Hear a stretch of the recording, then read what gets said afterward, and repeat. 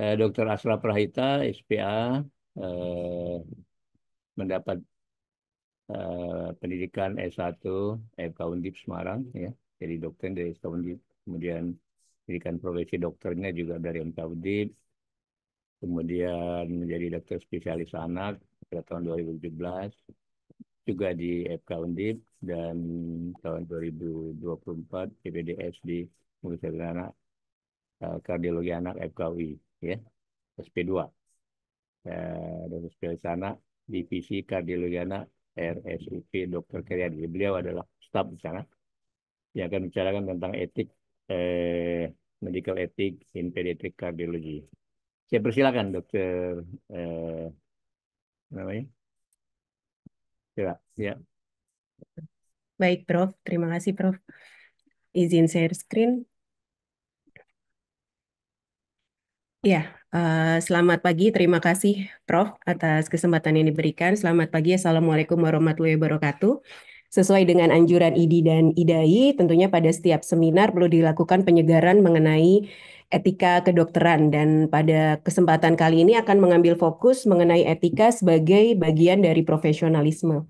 Tentunya pada forum ini, eh, profesor dan dokter banyak yang lebih berkompeten mengenai etika klinis maupun tentang screening penyakit kardiovaskuler dibandingkan saya, tetapi izinkan saya untuk memenuhi amanah dari UKK Kardiologi IDAI untuk menyampaikan masalah etika klinis ini.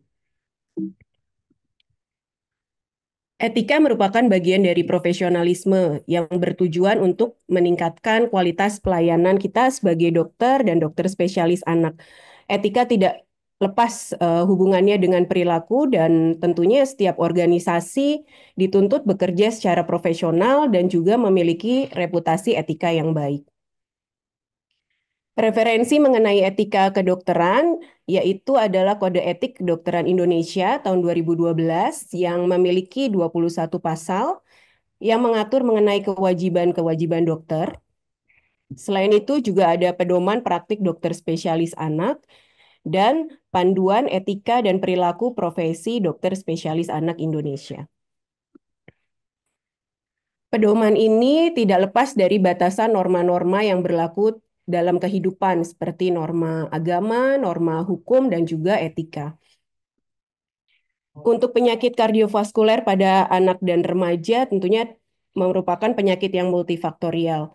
Setidaknya kita mengetahui ada sekitar 1% bayi lahir dengan penyakit jantung bawaan.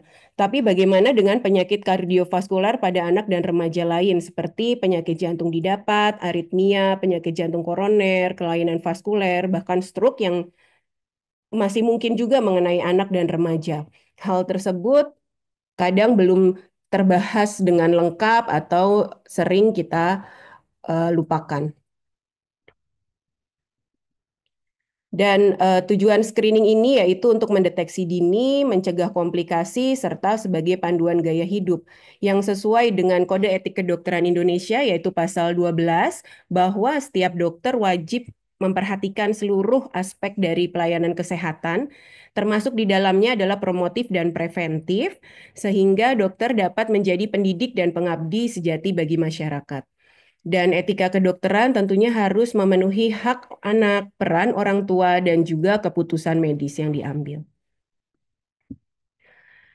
Hal tersebut sesuai atau sudah diatur pada pedoman praktik dokter spesialis anak seperti pada bab 3 mengenai kewenangan dan kewajiban dokter anak, lalu juga pada bab 5 mengenai asuhan klinis yang baik, dan juga mempertahankan praktik kedokteran yang baik sudah diatur pada bab 6, serta juga hubungan dokter, pasien, dan orang tua yang diatur pada bab 7. Tidak lupa bahwa dokter spesialis anak akan mengawal seorang anak sejak neonatus hingga anak menjelang dewasa atau ketika anak remaja. Sehingga kesehatan remaja juga sudah diatur pada bab 9 Pedoman Praktik Kedokteran Spesialis Anak IDAI dan remaja harus dipersiapkan kesehatannya untuk menjadi dewasa yang sehat dan produktif. Screening atau upaya-upaya promotif dalam penyakit kardiovaskuler anak dan remaja tentunya harus memenuhi prinsip etik kedokteran yang terdiri dari 4 pilar. Pada prinsip autonomi, hak orang tua harus disesuaikan juga dengan kepentingan terbaik dari anak. Tidak lupa dilakukan informed consent dan juga informed assent pada anak-anak yang lebih besar dan non-maleficent untuk menghindari overdiagnosis atau uji screening yang tidak diperlukan, serta beneficent bahwa screening tersebut harus memenuhi manfaat agar dapat melakukan deteksi dini dan intervensi yang tepat waktu bagi penyakit kardiovaskuler anak dan remaja. Serta justice bahwa setiap anak dan remaja memiliki aksesibilitas yang sama untuk mendapatkan screening dan juga fasilitas kesehatan dapat mensupport kepentingan-kepentingan anak dan remaja.